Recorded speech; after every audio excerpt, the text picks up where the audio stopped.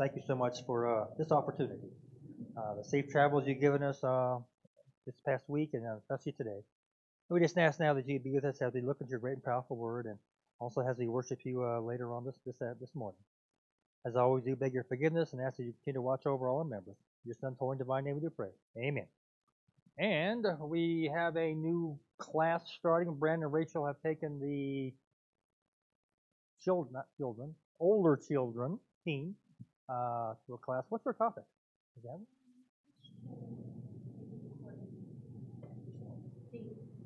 Ooh. Okay. A relevant topic of Christian dating. Okay. So Brandon and Rachel are handling that. So that's why Dan is now the man in charge back there. Okay. All right, let's go ahead and kick it off here. First, I want to thank Dan. First and Second Timothy and Titus. Thank you very much. Good class. Had some good lessons in that. Three good books there. But for the next 13 weeks, as I'm not mistaken, is a scriptural quarter. We're going to tackle Joseph. How many Josephs are in the Bible? 8? I counted 11. 11. Name me one. The guy with many colors. The guy with many colors. Okay. The Joseph we're going to talk about today. Okay, that's right.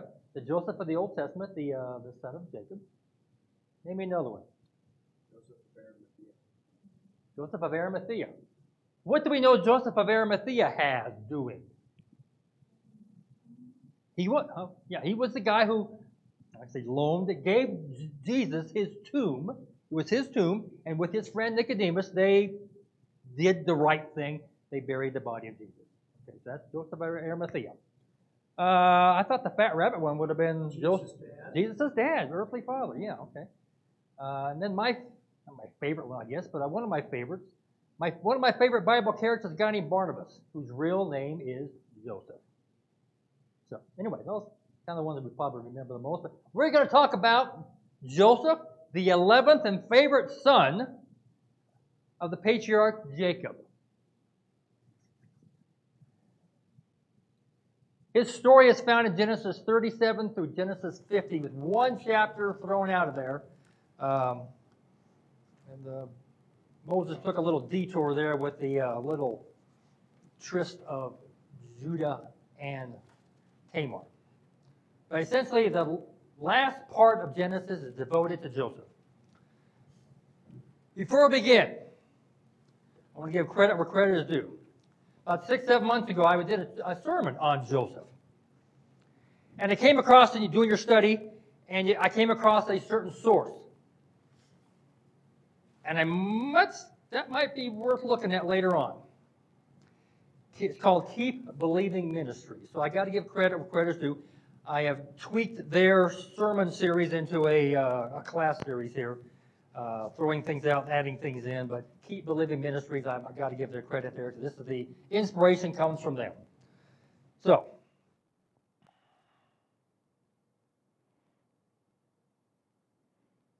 give me 3. Just 3. Fat rabbit facts on Joseph. Number 1. He's the guy with? The coat of many colors. Coat of many colors, okay. NIV calls it the ornate coat or the ornate cloak. So he was the one that we traditionally call the fellow who had the coat of many colors, okay? Why was that? What would you remember the story behind it? Well, yeah, because he was Dad's favorite. Dad's favorite. And Dad kind of... At least that in the opinion of his brother. No, that's the opinion of his father. Okay. All right. So we know Joseph has the guy who had the coat of many colors. What else do we know about Joseph? 2 more. They're kind of easy. He was a dreamer. Like his brother's kid. Cool thing to do. Oh, I don't know if I'd want that. Quite often, Jan will say, boy, I dreamed about thinking. I tell you, when I get up in the morning, can you remember your dreams? Rarely. Okay, I'm more than your camp. If it's a really last thing I do when I get up and it's really vivid. Okay, I can remember, but very rarely can I. But she is a detailed dreamer. Yes, you are too, it sounds like. Maybe like Arlene might have been. Anyway, Joseph was a dreamer and also a dream interpreter with God's help. Okay? Those are the two big ones. What's the third big one we know about Joseph? Okay. His success, his glorification after his trials. Okay? So he was second behind Pharaoh. Okay? And at this time in world history, we can probably, I think, safely say, or maybe a little bit on the edge, but Joseph very well could have been the most second powerful man in the world. Definitely within the Egyptian kingdom. Okay? He was second behind Pharaoh. Not too bad for a Hebrew slave. So the coat of many colors, we know him as the dreamer or the dream interpreter, along with Daniel. Between Daniel and Joseph, they are the two big dreamers in the Bible, two big dream interpreters. And then, as Charles says, the where he ended up is literally the second most powerful man, quite possibly, in the world. Yes, we will get that. We'll have a whole lesson on that next week, but we're going to allude to it today. Yeah. Okay. 12, 13, 14 chapters, whatever it is there, is devoted to Joseph's story, minus the one chapter with Tamar and Judah. Telling us what? That's a lot of chapters. That's a lot of ink. Telling us what, you think, Chris?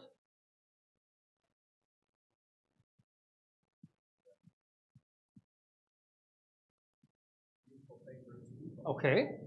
That's a little deeper than what I was looking for.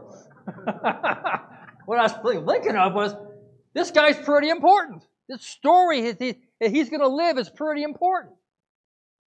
That's a lot of ink. He gets more ink than Father Abraham. When I first heard that, I was, no way. Abraham is the central fixture once we get past the flood. But Joseph gets more time, more ink, more attention than even Father Abraham. So obviously the story of Joseph is very important. Why is that so? Now you mentioned that's obviously Chris mentioned there one part of that aspect. Now we will elaborate upon that through our next 12, 13 weeks, okay? But this on a superficial level, initial starting, why is this story so important? Genesis, what's the next book? Exodus. What's Exodus about, generally? I'm sorry? Leaving Egypt? Something similar over here? Leaving Egypt? Okay.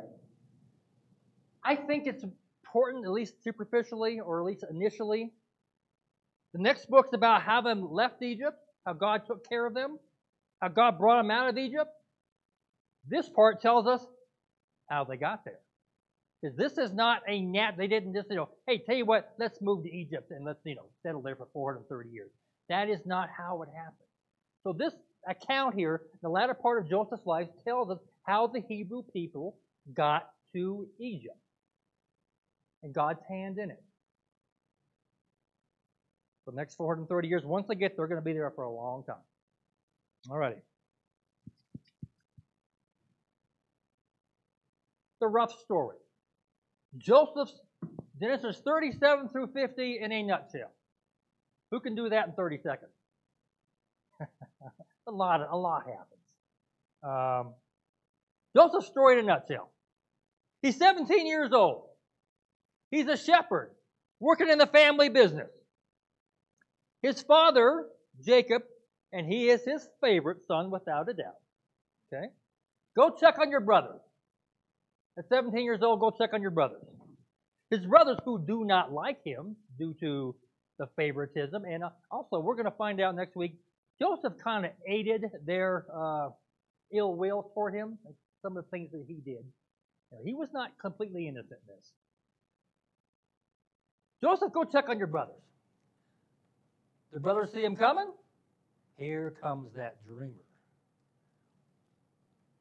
Let's do him in. Okay? They plan to kill him.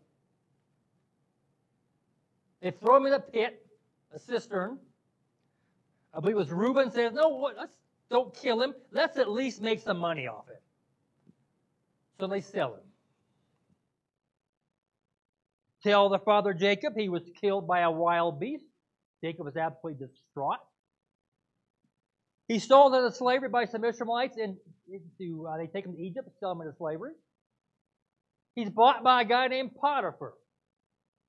And Joseph prospered in Potiphar's house. All the bad things that happened to Joseph, God eventually arranged it so that Joseph will prosper, even in a bad situation. So in Potiphar's household, he prospers. He's put in head of Potiphar's house. So what happens next? What does Mrs. Potiphar notice?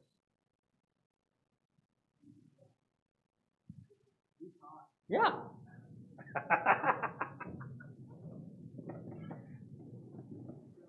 Very good.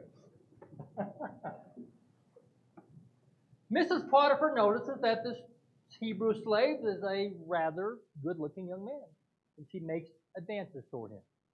Joseph rebuffs those advances. She keeps up, and eventually Joseph flees her clutches, how we say, and she accuses him of, we would call rape today. Okay? Mr. Potiphar has no choice but to throw Joseph into prison, where once again he prospers. He is put in charge of the prisoners. And then his dreaming thing kind of kicks in, and his dream interpretation. There's a cupbearer and a baker in the prison with him. He interprets both of their dreams, one not so good, one pretty good. The cupbearer is rewarded. He's released. He's put back into Pharaoh's service.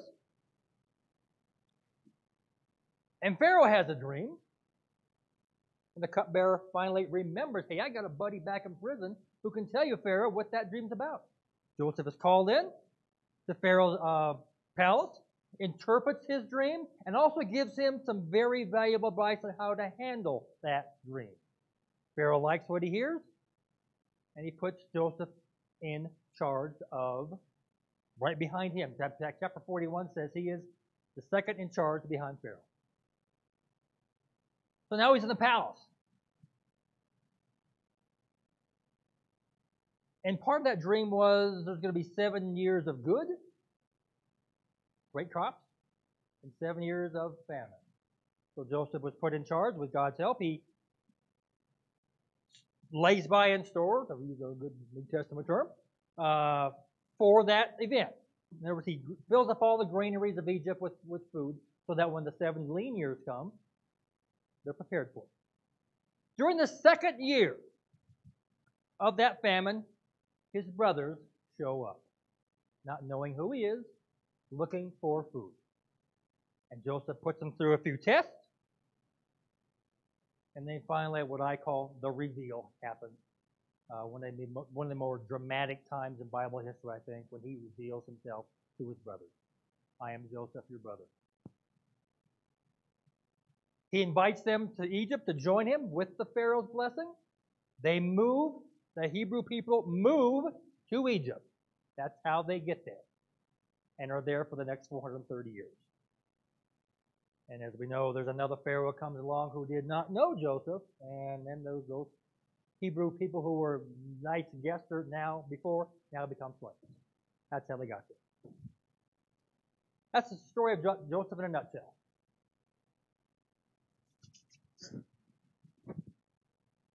There are certain highlights I want to maybe point out here before we start next week's guts of the lesson. Highlights, things to look for as we go through. Okay?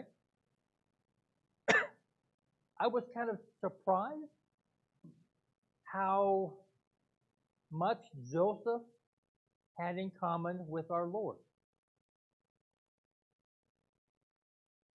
Okay? Both were loved by their father. Joseph was Jacob's favorite son.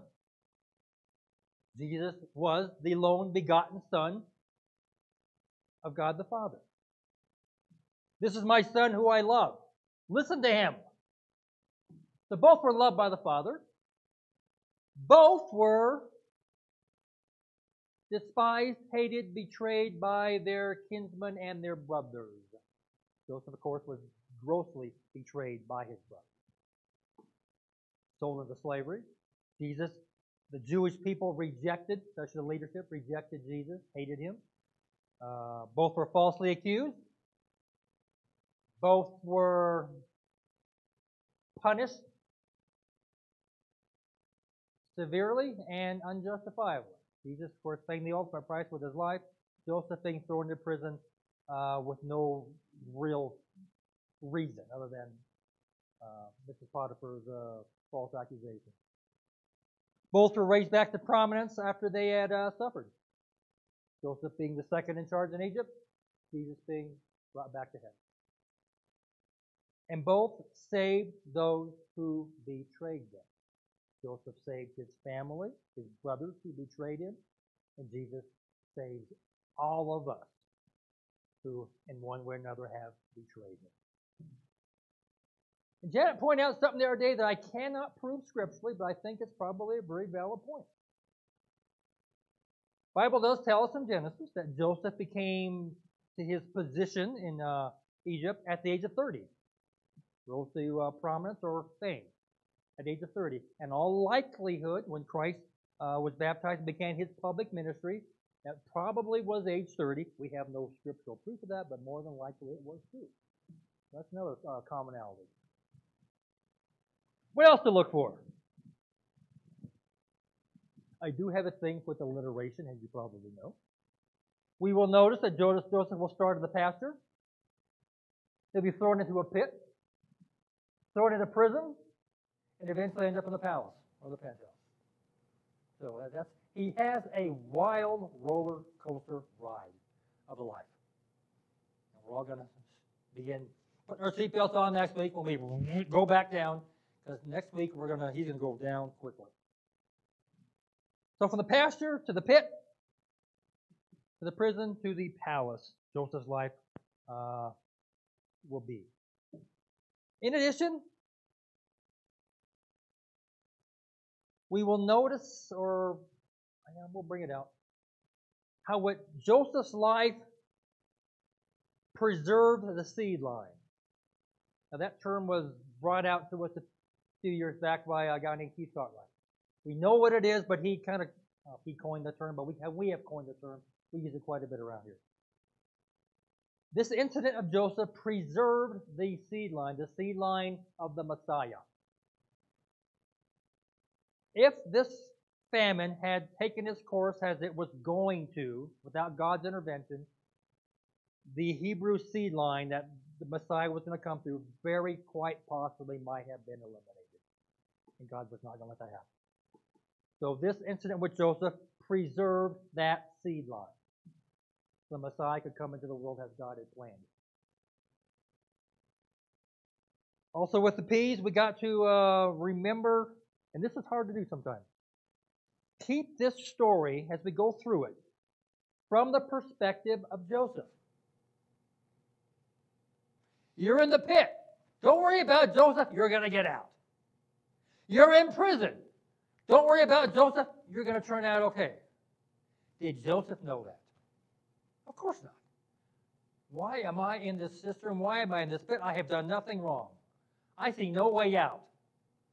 I'm in prison. The cupbearer has forgotten about me. 2 years later. Don't worry about Joseph, you're going to get out. He did not know that. So as we go through, I'll kind of remind us to review this story through Joseph's eyes and through Joseph's perspective. He literally, some of these terrible things that happened to him, he had to rely on God one day at a time, 1 hour at a time. He was totally relying upon his God. So keep that in mind. This story's about Joseph, but who's the real hero? It's God, without a doubt. God is the true hero of this story. Joseph is his, pawn's a bad word, but Joseph is his character, who he plays his marvelous care out through. But God is the real hero of this story. And we'll also make a point that this story is very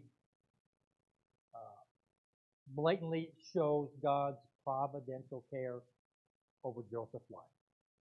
He took care of him. He had a plan for him.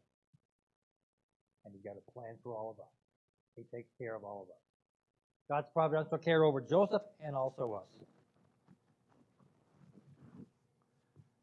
Along the way, every week, other than today, we're going to ask a question. In the story, we'll give you the story, what happened that day, and along the way, we're going to ask a question. Some of which, let me think. Next week, we're going to ask you this. Why were you born? Let's start with the easy one first. What do you say, huh? Why were you born? There are no easy answers to some of these. What else? How big is your God? Is He big enough to handle your life? Big enough to handle the world? Are you satisfied with God? Yeah, but are you satisfied with God? And the very last question we're going to ask, are you willing to trust God with the details of your life? Fancy way of saying, who captains your boat? We got 9 questions coming over the next 9 weeks. Everyone's going to be here. We'll have a lesson. We'll have a question. Kind of weave them in there. Talk about them. That's our intro lesson. And boy, it went a lot faster than I thought it would. I could probably pick up Leonard, I think.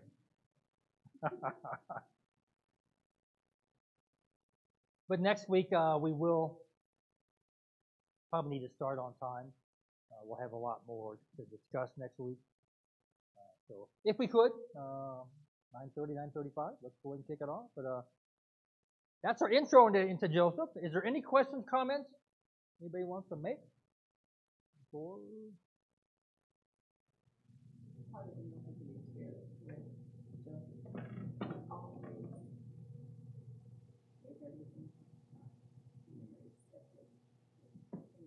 Okay, yeah, especially with regard to the dream.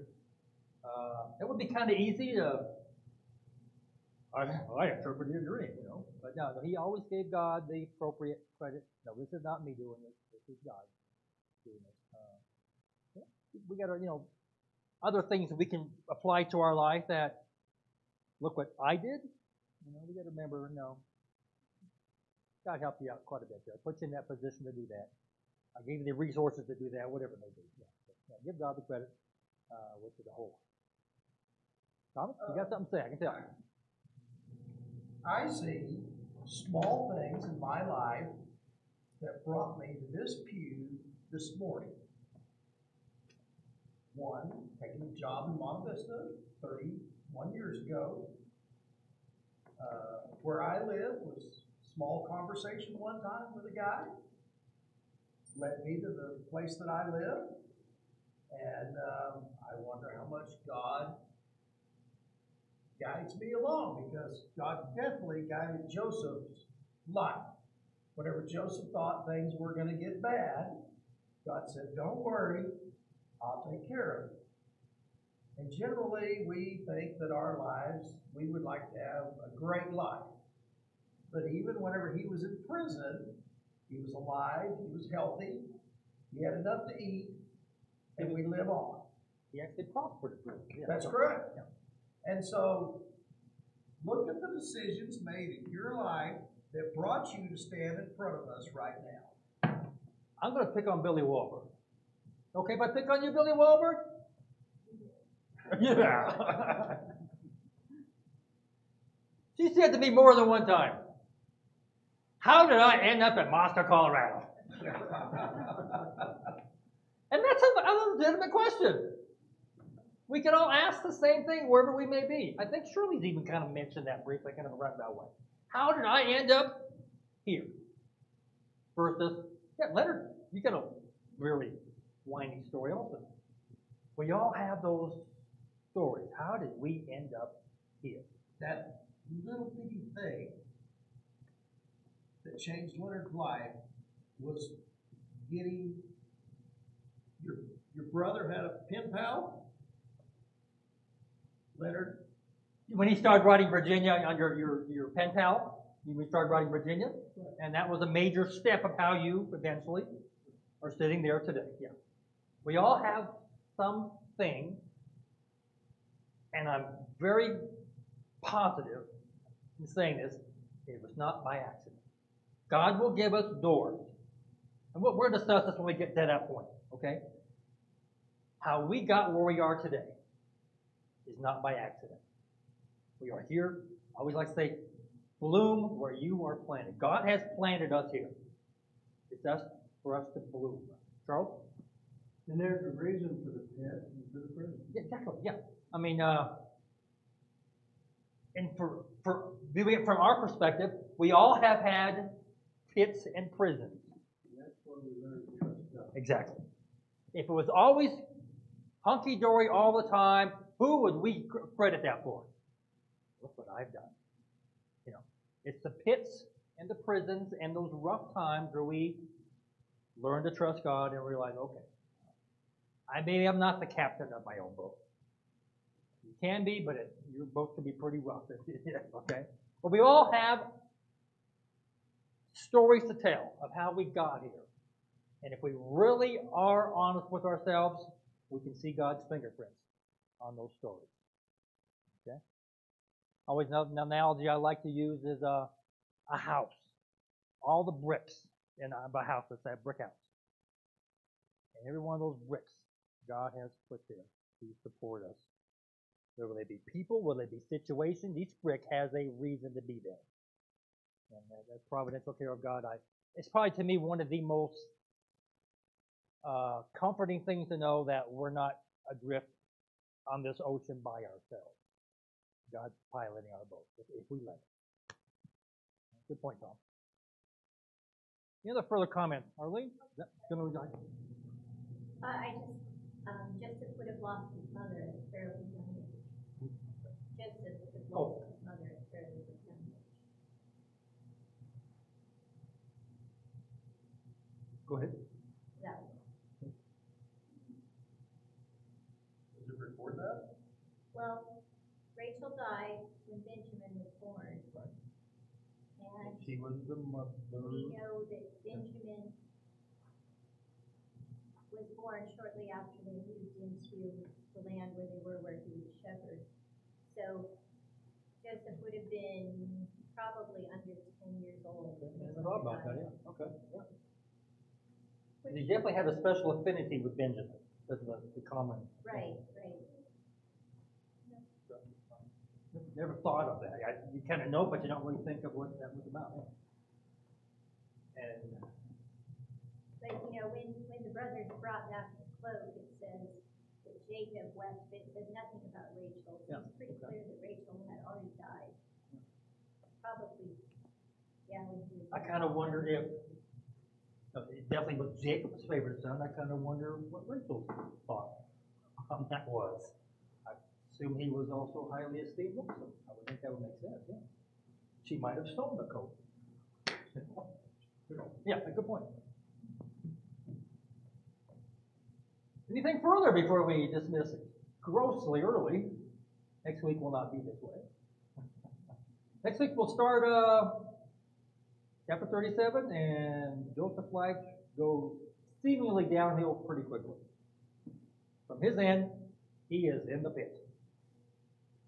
And from his perspective, he's in the pit. Of course, we know better. But we're going to try to see this from Joseph's eyes. Okay. Anything further? Thanks for being here, and we'll see you all next week.